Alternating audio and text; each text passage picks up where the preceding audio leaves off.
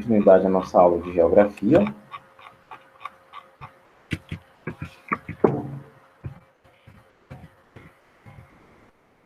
A gente estava falando da Ásia, né? Já que a gente havia passado das fontes renováveis e das fontes não renováveis. Aliás, eu já vou logo dando uma dica excelente para vocês, que é estudarem sobre as fontes renováveis e as fontes não renováveis, tá certo? Vai ser imprescindível para que vocês façam uma boa atividade avaliativa, certo? Se estudar com bastante atenção, vocês vão fazer uma boa prova, tá bom?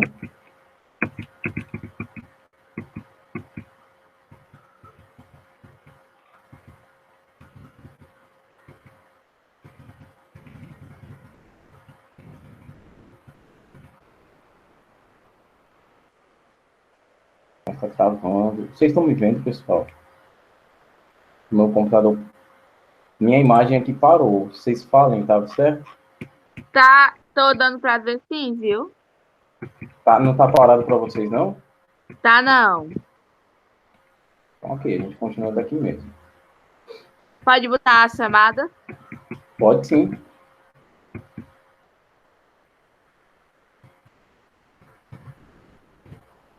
Vou colocar o nome de vocês.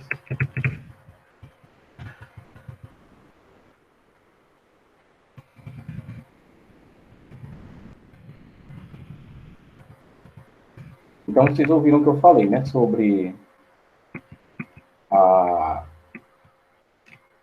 prova. Não. Então, ok, a gente parou na página 187, né?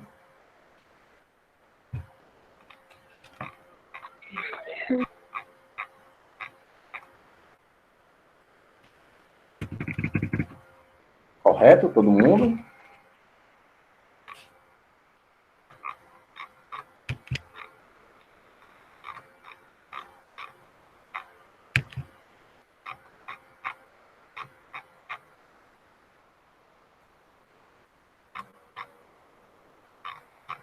Página 187, não, na atividade da 189, né?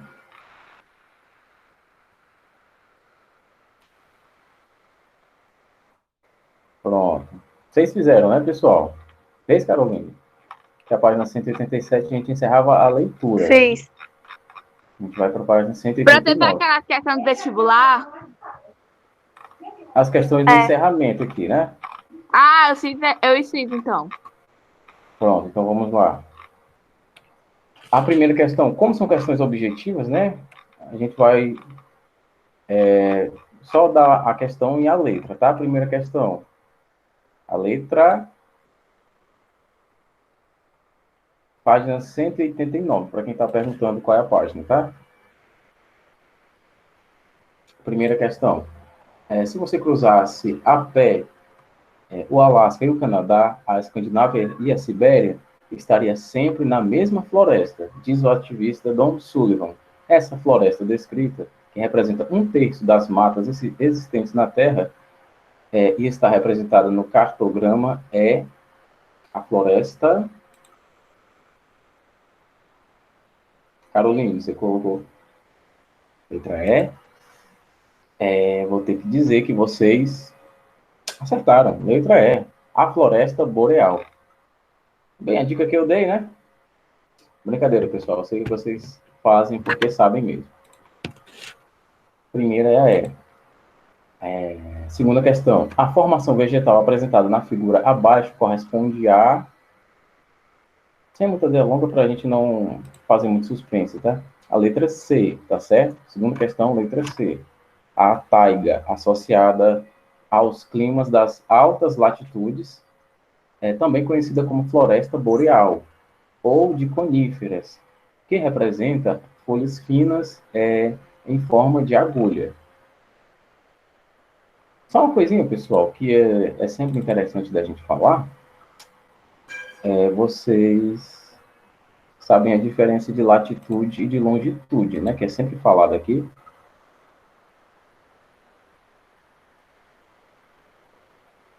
no nosso texto.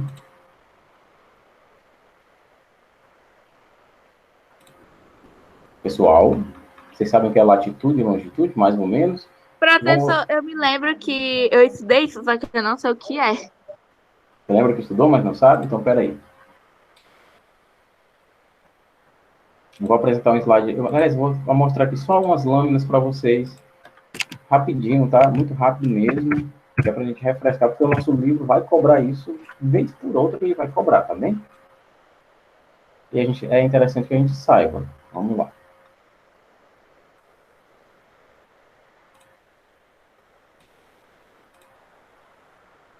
Pronto, todo mundo vendo aqui a tela do tio. Vamos lá. A latitude, né? Ela parece que é a distância do Equador com. Ai, na hora isso que eu aqui. ia responder, a professora coloca. Pronto, é isso aqui, a latitude. A distância ao Equador, medida ao longo do meridiano de Greenwich. Essa distância mede em graus, podendo variar de 0 a 90 para o norte e para o sul, né? Ou seja, deixa eu ver, eu queria ter uma lâmina seca aqui, que eu vou mostrar no final. Aqui eu teria o 0 grau aqui, né? E pode ser 90 graus para o norte, 90 graus para o sul, certo? Espero que vocês tenham entendido. Aqui vai ser 0, pode ser até 90 para cá, para o norte, e mais 90 para cá, para o sul, tá? 90 graus. A longitude é basicamente a mesma coisa, né? Só que é a distância ao meridiano de Greenwich, medida ao longo do Equador, basicamente o inverso. Essa distância mede em graus, podendo variar entre 0 e 180 graus, para o leste e para o oeste, né? Então, a gente vai ter 0 grau aqui, e vai variar de 0 até... Nossa, esse 8 aqui não ficou muito bom, não. Vamos lá. De 0 aqui, 0 até 180 graus, para leste e para oeste, certo? Vamos explicar melhor com a figura aqui. Essas, né, por assim dizer, espero que o nome gravando não esteja aqui no meio de coordenadas. Essas são as coordenadas geográficas. E as coordenadas geográficas são o quê? É um sistema de linhas imaginárias criadas para nos localizar em qualquer lugar do mundo, certo? Baturité, por exemplo, está situado. A diferença de altura e de altitude, eu presumo que vocês saibam, mas se não souberem, eu explico também. Todo mundo sabe a diferença de altura e de altitude? Não! Não? Vou explicar isso aí também, então. Baturité está situado a 100... Professor, Oi, meu querido. se eu sair assim da reunião é porque aqui tá começando a neblinar e é porque tá vendo muito forte. Se eu sair, viu? Eu sei como é esse problema da internet de açúcar que não pode ver água, né? Aqui em casa tem vezes que é do mesmo jeito. O tempo fechou, o sinal já cai. Às vezes não. Eu chamo de internet de açúcar. Baturité está situado, olha só, a 174 metros de altitude, né? E tem essas coordenadas geográficas. Olha só, a nossa latitude, né? Ou seja, a nossa distância em relação à linha do Equador medida ao longo do meridiano é de 4 graus, né? E essa leitura aqui realmente é um pouquinho complicada, mas aqui é a nossa localização. E a nossa longitude é 38 graus, 53,5 ao oeste, certo? E as coordenadas geográficas de Aracoiaba, né, por exemplo, está situado a 107 metros de altitude, né? E ela tem a seguinte latitude e a seguinte longitude. Agora a gente vai só ver aqui, para refrescar a memória de vocês, a diferença de altura e de altitude, tá certo? Eu acredito que vocês vão entender muito bem. Isso para quem não sabe, tá? Para quem já sabe, vai só refrescar o conhecimento. A altura é a distância vertical, né, de um corpo até a superfície. Por exemplo, o exemplo que eu mais uso é o do avião, né? O avião aqui, a gente tem aqui o avião, a uma certa altura em relação ao solo, certo? Aqui a gente tem altura. Por quê? Porque a gente está estabelecendo a diferença da posição do avião e do solo, certo? E o que é altitude, professor? É basicamente a mesma coisa. A grande questão é que, em vez de o ponto medido ser o solo, né? O ponto de referência final ser o solo, o ponto de referência final vai ser o mar, certo? Então, a altitude também é a distância vertical de um corpo, só que é desse corpo até o nível do mar, certo? Então, a altitude vai ser isso aqui, olha. Na suposição de a gente ter aqui um avião, né, sobrevoando essa área aqui, e basicamente ele está exatamente sobre esse ponto aqui, né? Então, vocês estão entendendo, né, pessoal, a diferença?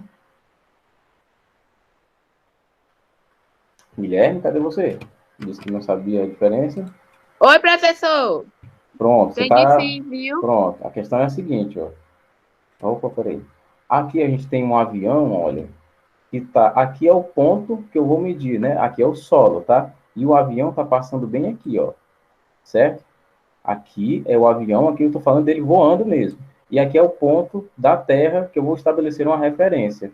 Olha só, se aqui ele está a 2 quilômetros, né?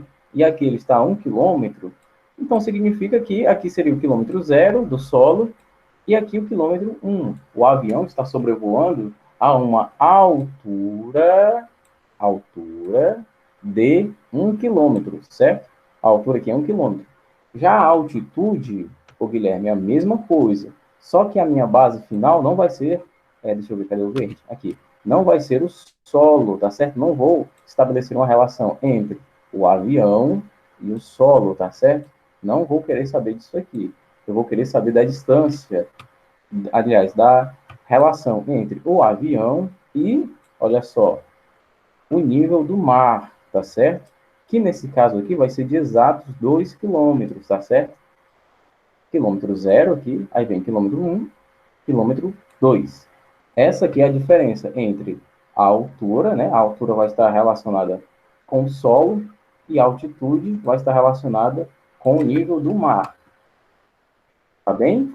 Ficou claro a diferença entre altura e altitude? Aqui, basicamente, a gente pode chamar de infográfico, né? Há uma medida cartográfica aqui da linha do Equador, que aqui a gente vai ter a nossa latitude, e o meridiano de Greenwich, e por meio do qual a gente vai ter a nossa longitude, tá certo?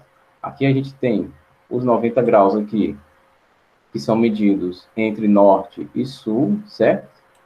Aqui a gente tem a latitude, e aqui a gente tem a nossa longitude, certo?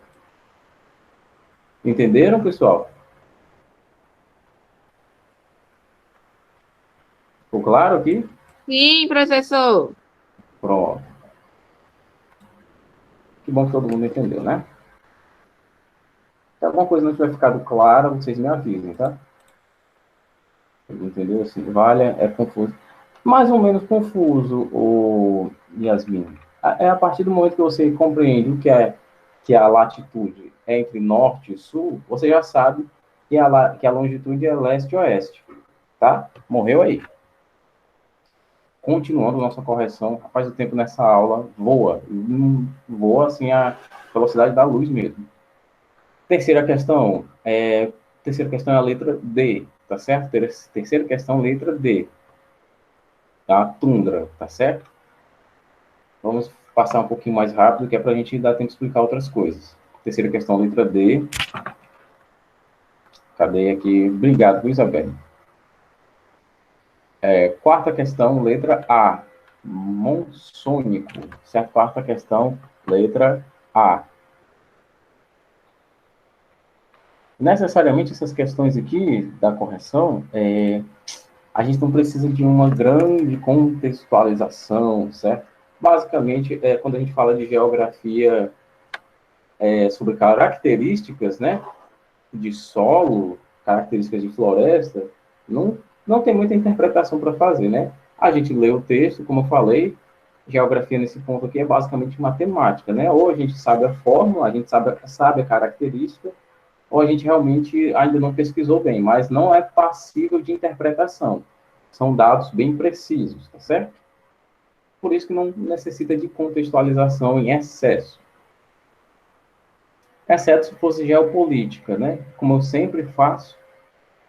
Quinta questão, a alternativa incorreta aqui, né?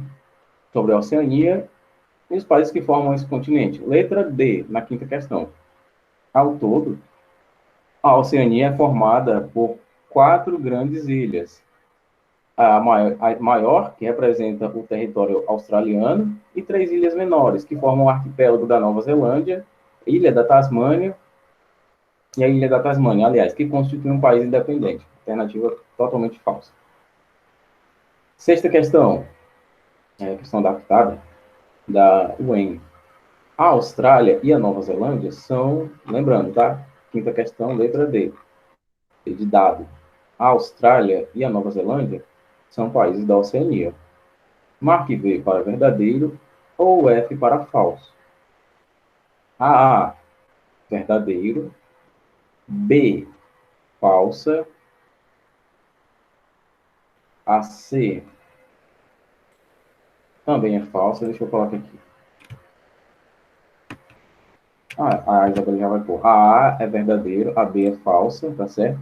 A C é falsa. A D e a E são verdadeiras, tá? V, F, F, V, V. Certo? V, F, F, V, V. A D e a E são verdadeiras. Sétima questão. Gerar energia é, atualmente, uma das necessidades fundamentais do mundo contemporâneo. Observe o gráfico a seguir.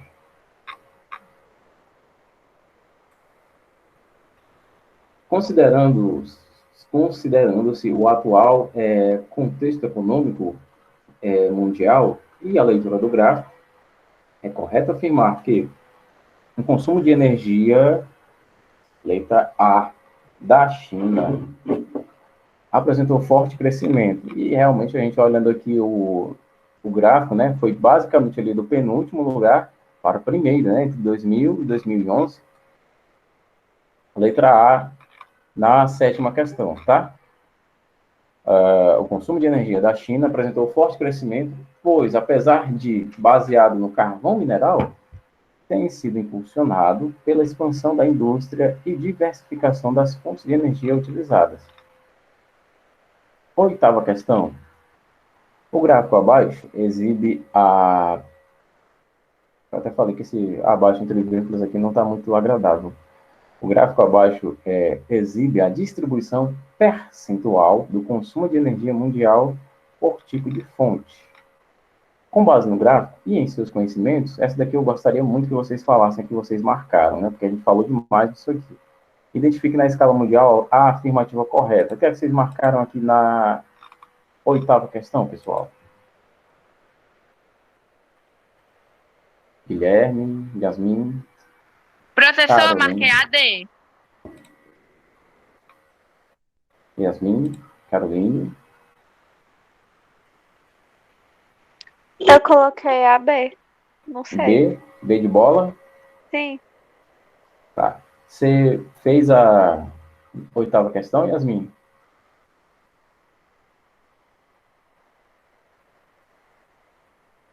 Oitava não, né? Quem marcou a B, acertou, tá certo? Letra B.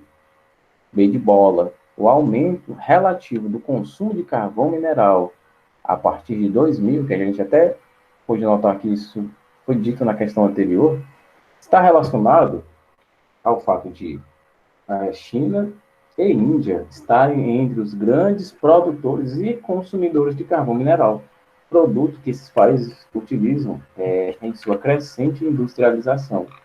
Letra B. Nona questão. O Oriente Médio, foco dos conflitos, aliás, geopolíticos, nacionalistas e religiosos que geram preocupação. Eita. O que foi?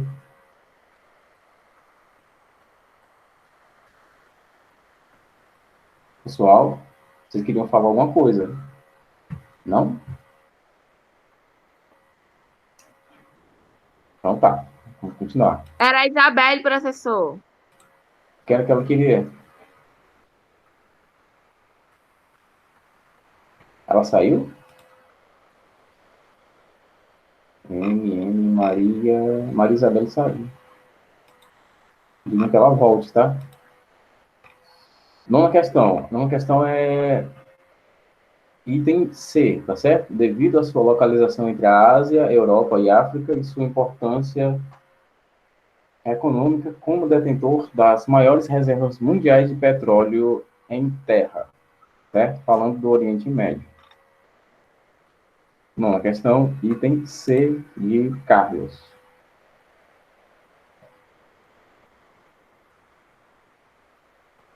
Décima questão. Os recursos energéticos constituem um importante subsídio à expansão do capital, integrando, aliás, o capital é constante circulante. Nesse sentido, constituem ingredientes centrais da geoeconomia e da geopolítica do capitalismo contemporâneo.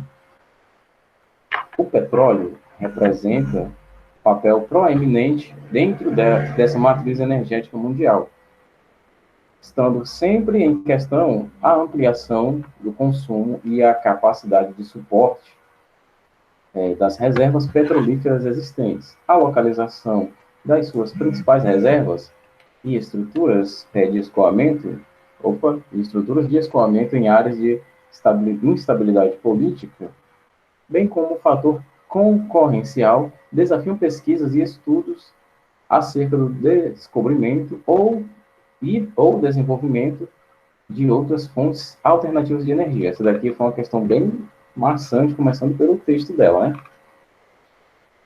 É o seguinte, aqui, tudo é verdadeiro menos a D, tá?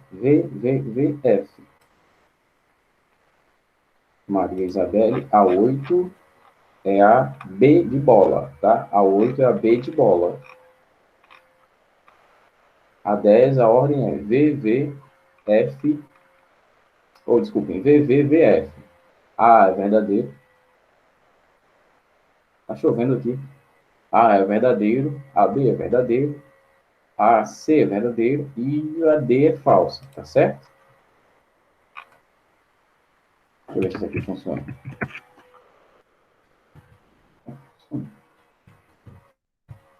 B, B, verdadeiro, C, verdadeiro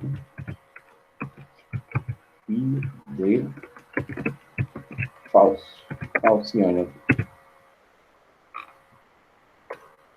Também dá certo. 11ª questão. 11ª questão a gente vai avançar porque a gente tem basicamente 10 minutos. A 11ª questão é a letra D, tá certo? A produção de energia, deixa eu só ler a parte final do enunciado. Considerando o texto e seus conhecimentos referentes à produção, uso e consumo da energia nuclear, é incorreto afirmar que a produção de energia nuclear japonesa é sabidamente ineficiente por sua origem em tecnologia alemã, com baixos padrões de exigência para o funcionamento que geraram o acidente em Fukushima. Claro que a produção de energia nuclear japonesa é sabidamente muito eficiente, tá? Só daí a gente já para marcar essa como sendo incorreta. Opa, 11ª questão, item D. 12ª questão. A realidade, né, japonesa aqui. Pelas características geográficas, o Japão tem sérias dificuldades para suprir suas necessidades de energia e matérias-primas industriais. Essa realidade fez com que o país procurasse desenvolver, sobretudo, usinas nucleares, colocando-se entre os maiores produtores da Ásia deste tipo de energia, letra E, e apostou em indústrias de tecnologia avançada, como eletrônica, óptica e informática, em novos polos industriais. 12ª questão, letra E. 13ª questão, letra D. Os países mais ricos da Europa e da Ásia têm investido nesses novos tipos de energia. pois, além de todos produzirem eletricidade, esses processos têm em comum o fato de utilizarem fontes de energia renováveis, letra E. 13ª questão, letra D. Aliás, desculpe, 13ª questão, letra D. Tá bom? Na 13 é a letra D. Na 14, que atividade grande, né? Na 14, vocês vão marcar a A, tá certo? 13 é a D, a 14 é a A. A 15, gabarito é a C.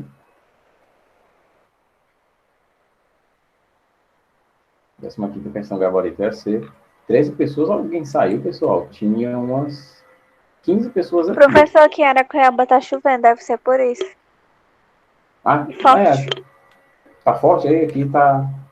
Aqui, tá forte. professor, aqui não tá chovendo tanto assim, não, mas daqui a pouco eu vou sair, tô até vendo, por causa da internet. Aqui tá, aqui em casa tá chovendo forte. Não, tô não. Ô, Yasmin. Baturité. Continuando a correção. 15ª questão, letra C. Tá certo? 15ª questão, letra C. Eita, parece que quem vai sair sou eu. 16ª questão. 16ª questão, letra B. Tá certo? 16ª questão, letra B. A 15 é a C, a 16 é a B. A 17 é a E. 17ª questão, letra E. E a gente acabou nossa correção. Rapaz, muita coisa, né? A 18 é o quê? A 18 é a D. Aí, acertei. B ou D? A 18 é a D de dado, tá? D de dado. Vamos lá, pessoal. Vamos entender um pouquinho a diversidade natural da América, tá? Próximo capítulo, tá certo?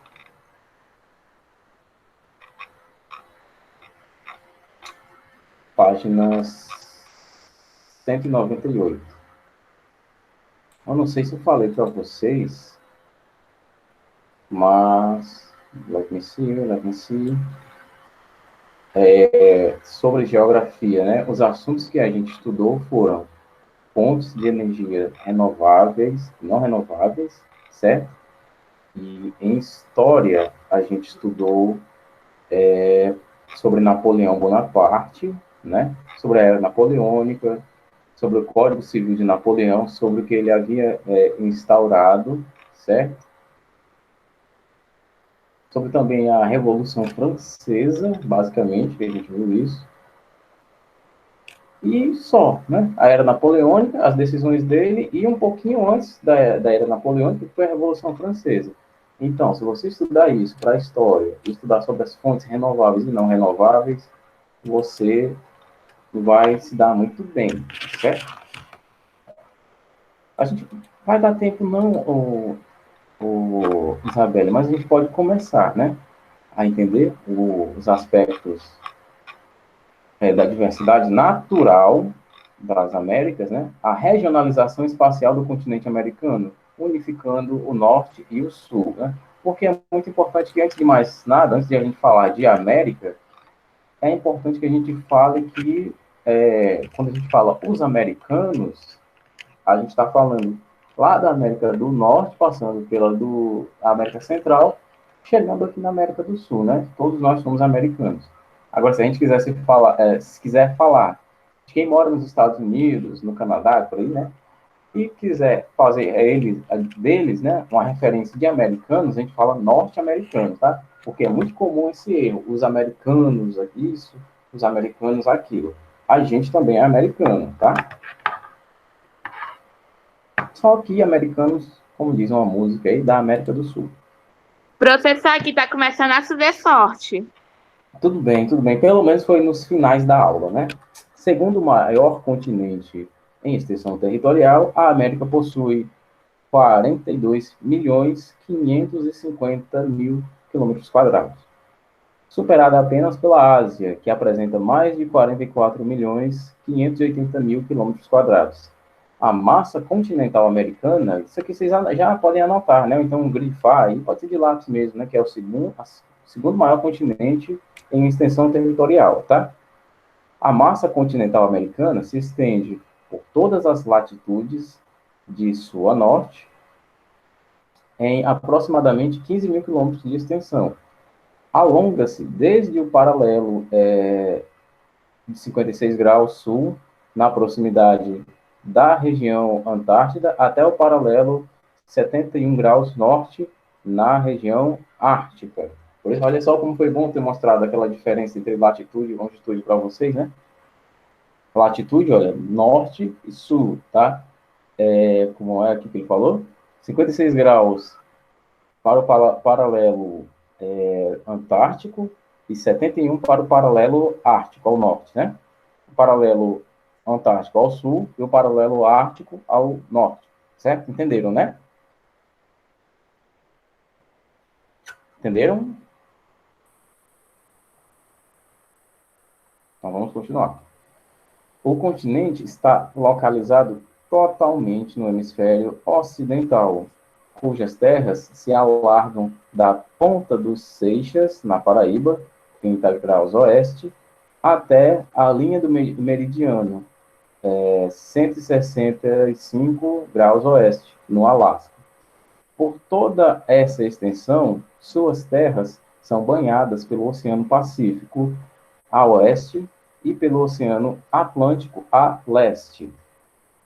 Podemos dividir o continente americano em 3 conjuntos diferentes: a América do Norte, América Central e América do Sul. A América do Norte é a porção de espaço americano composta por Canadá, Estados Unidos e México.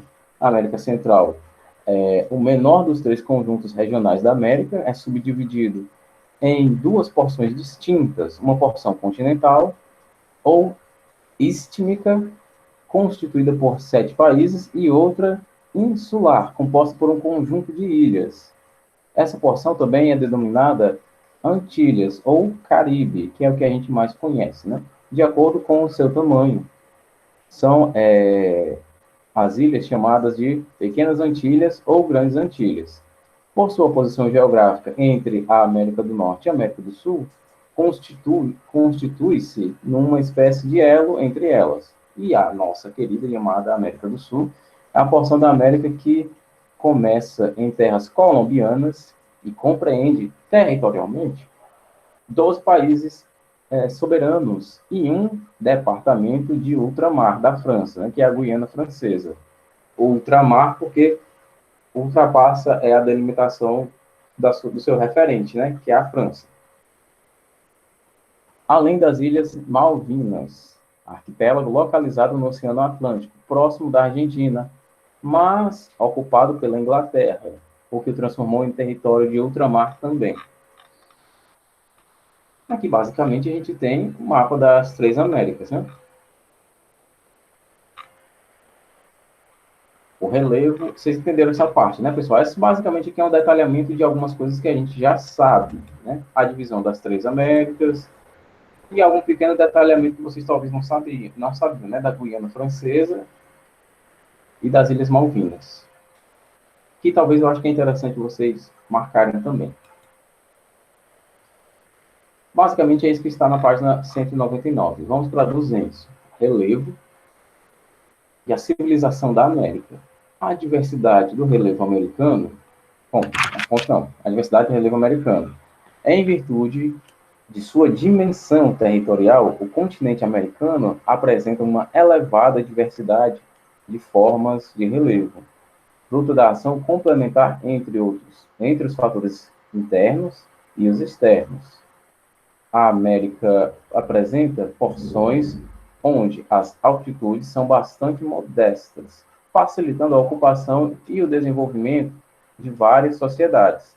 Em oposição, em outras áreas do continente, as altitudes são bastante elevadas, servindo de refúgio para os grupos que desenvolveram formas sociais diferentes. Aqui a gente entende o seguinte, que tem certas altitudes, né, que são mais, quando ele fala modestas, ele fala menores, né, ou seja, o nível do mar aqui, em porção de terra que eu estou me referindo aqui, em altitudes mais elevadas, né, nível do mar aqui, porção de terra que eu estou me referindo aqui.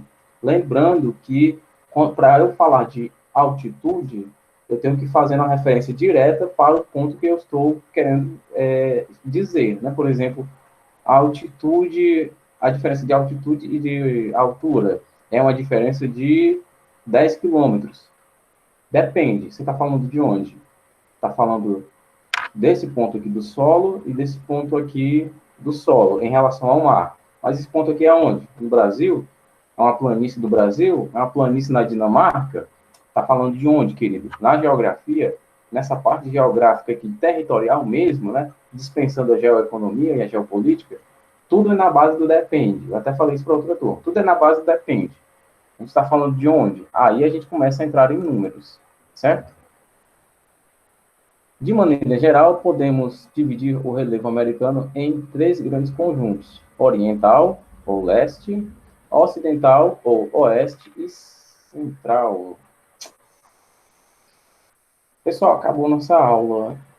Eu acredito que, como nossas atividades estão razoavelmente distantes, vou fazer como eu sempre faço, né? Eu vou completar o assunto inteiro, né? E a gente vai ver umas atividades, tanto do livro, quanto questões elaboradas por mim depois, tá certo? Eu sempre falo isso para vocês, eu não gosto de trabalho pela metade. Então, se a gente não vê o assunto todo, né, uma parte mais importante do assunto, eu acredito que não é vantajoso passar logo questões, né?